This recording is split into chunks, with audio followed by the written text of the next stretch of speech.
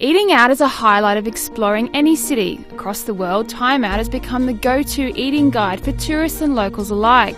Every month, its Beijing food editor serves up the latest on the capital's best Chinese dining. Meet American Sean Silbert. I mean, I just think, food is meant to be enjoyed. I don't think it's something that you need to be, so psychoanalytical about. It's there. If it's good food, it's good food. Dishing up the inside gossip on Beijing's culinary fare, this 25-year-old US native knows more about the capital's colossal food industry than most locals. I mean, food's always been a passion of mine. I never thought that I wanted to be a food editor when I was a little kid. I never thought that it was going to be this is what I'm going to be when I grow up. But the more I do it, the more passionate I become about it. And I'm always trying to work and become better at what I do and learn more about, food and writing and stuff like that. After studying Chinese at college for 4 years, Sean first landed in Beijing in 2008. Hooked, 2 years later he moved here, becoming food editor for the famous guide. It's spicy, but it's got a little bit of a depth of flavor to it that allows you to sort of appreciate it without trying to gag on how hot it is.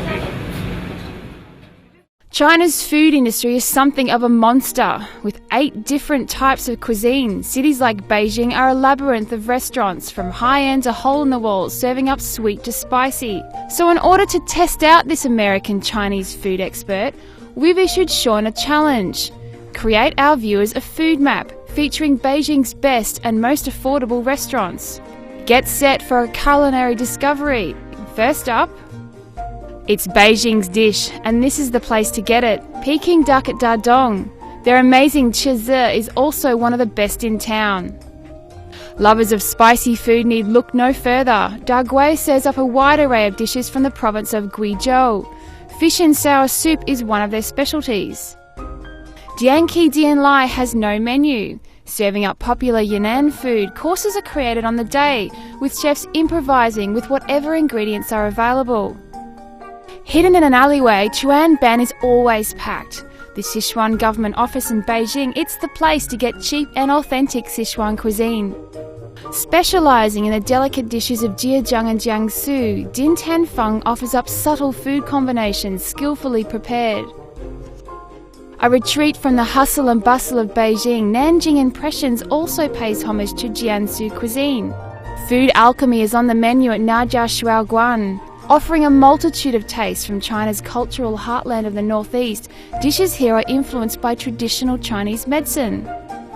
Dumplings. If you haven't tried them, you haven't lived. Here, jiazi are boiled and moulded into jiao, meaning horns, hence their name. Filling up on this northern staple at Baoyuan Jiazi Wu promises flavours and textures you won't find at most corner jiazi shops. Qin Tang Fu staple here is the Shaanxi hamburger, pork cooked in aromatic broth and served in unleavened bread. Don't let this restaurant's name fool you. Lost Heaven serves up heavenly Yunnanese cuisine with a modern twist. Loving Chinese food is easy, but writing about it is a hard dish to tackle. Not only is taste important, food in China is often created with medicinal or cultural traditions in mind. Sean admits as a foreigner, he has limitations when judging Chinese restaurants. Chinese food, like I said, it's a con unto itself. And because it's so diverse, there's always going to be things that I will not have such a personal experience with. So how does a foreigner come to grips with all this depth and diversity?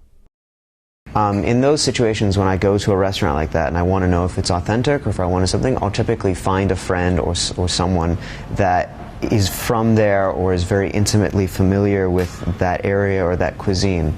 For example, 2 weeks ago I went to a Yunnan restaurant and I went with my coworker who's from Kunming, and I just sort of got her opinion because there were some things there that I was not familiar with, like certain types of noodle, certain types of things that they had that I had not tasted in Yunnan, but she had. So she was able to sort of give me her input and let me know if she thought that it was authentic.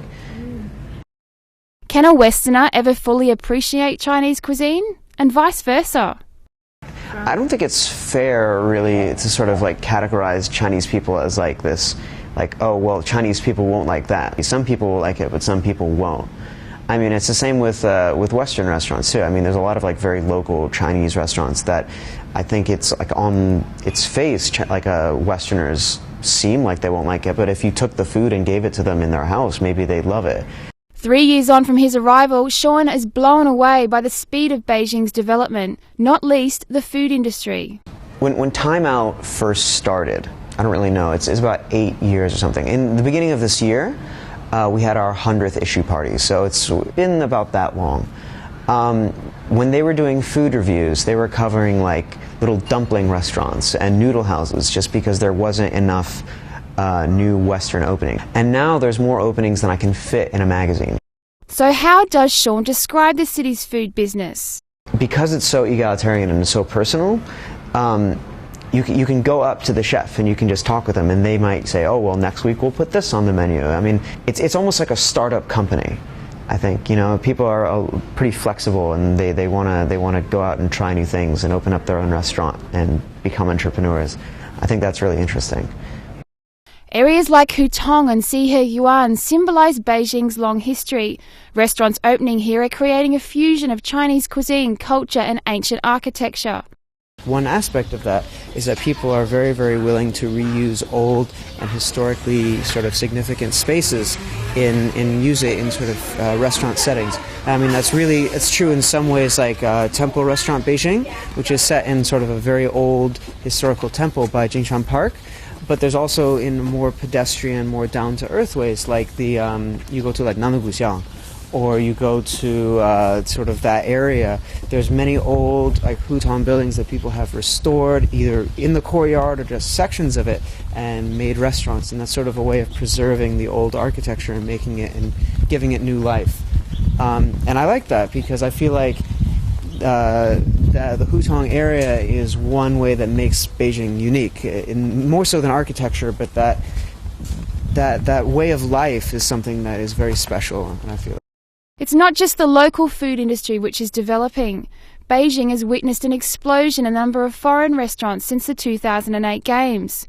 It's a long way from the Moscow restaurant which opened in 1954. Back then, it was one of the only places locals could sample non-Chinese fare. I mean, it's breakneck, and it's really, really sort of invigorating to look up and see, oh, this is going to happen, and that's going to happen, and this is a new trend, and that's a new trend, and everyone's wanting to experiment and try new things. I mean, it's exciting, really. Like all cities, Sean says Beijing has its drawbacks. He worries about pollution and food safety. But besides all the delicious food, what else does he love about the city? I really like the people here. I feel like people here are very friendly. They're very open. It's not difficult to strike up a conversation and sort of explore and go out on your own. I feel like it's a really good aspect about it. So what's his advice for tourists tackling their first bite of Beijing? I think that they should go for something really simple. They shouldn't go for like very regional, like Sichuan or something like that. Maybe some just datang cai or something like that would probably be best for someone that's trying to. Something that regular people eat something that would probably be best for someone that's trying to get into the city. And for everyone else? Well, food is meant to be enjoyed. If it tastes good and you enjoy it, that's really all there is.